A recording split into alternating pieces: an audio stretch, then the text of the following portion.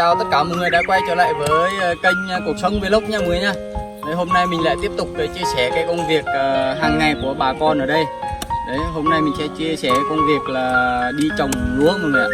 Mưa xuống rồi nên là bà con ở đây ai cũng đi trồng lúa hết rồi.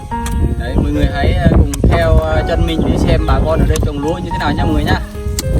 Đấy, ở bên mình đi trồng lúa thì như này thôi mọi người, cầm cái sạc, cầm cái cuốc để cuốc đất đó mọi người, tại vì đất ở đây rất là cứng luôn.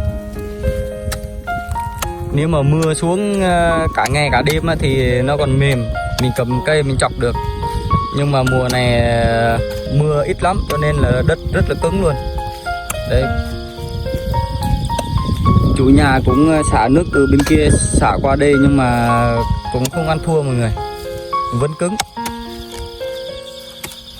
Bên mình trồng lúa thì như thế này thôi, cầm cái cuốc lên giống như mình trồng mì á. Đất đây rất là cứng luôn.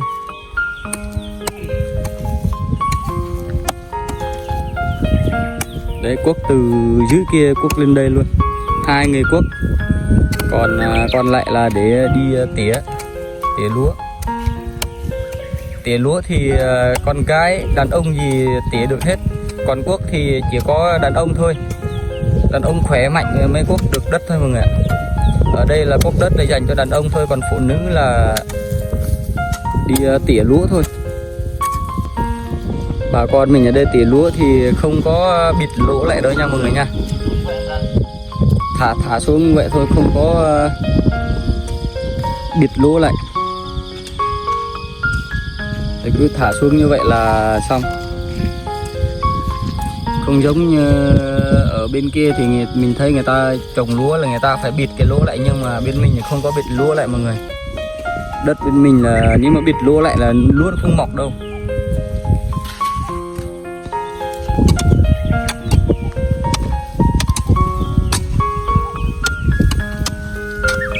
Đất đây rất là cứng luôn.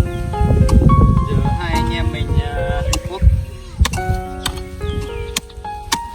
Đất chỗ nào mà nó mềm thì mình lấy cây mình chọc lúa.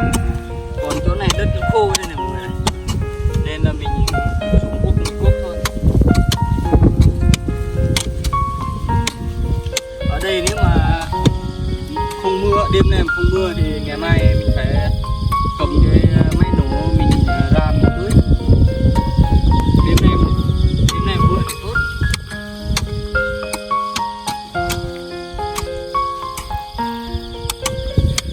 Chỗ này thì đất nó mềm nên là mình cầm cái cây để mình chọc thôi mọi người ạ. Chỗ này thì đất nó mềm thôi.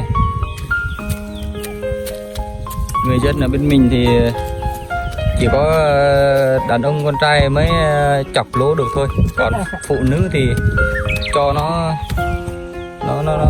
tỉa lúa thôi. Đây, cái đoạn này nó hơi cứng một tí, còn chỗ mềm thì chọc nó dễ hơn, đỡ đau tay mọi người. Ở chỗ này đất rất là khô luôn.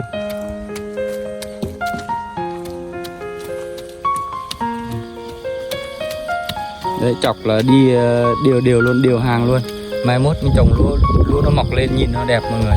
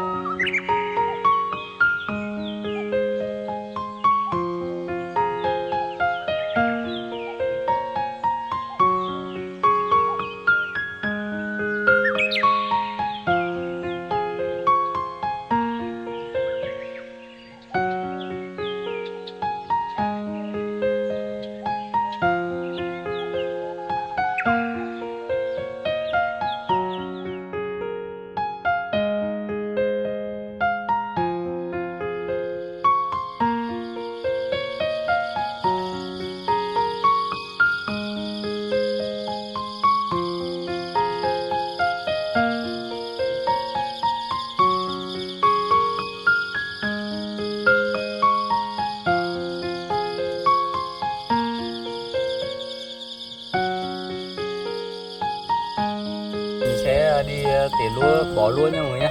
Đấy, giống lúa mùa mưa hạt nó rất là to luôn đây này. Còn giống lúa mùa khô thì hạt này nhỏ nha mọi người nhá. Một năm là bên mình trồng một năm 2 vụ nha mọi người. Vụ mùa mưa và mùa khô. Mùa mưa này thì lúa nó rất là to luôn. Đây này, rất là to luôn.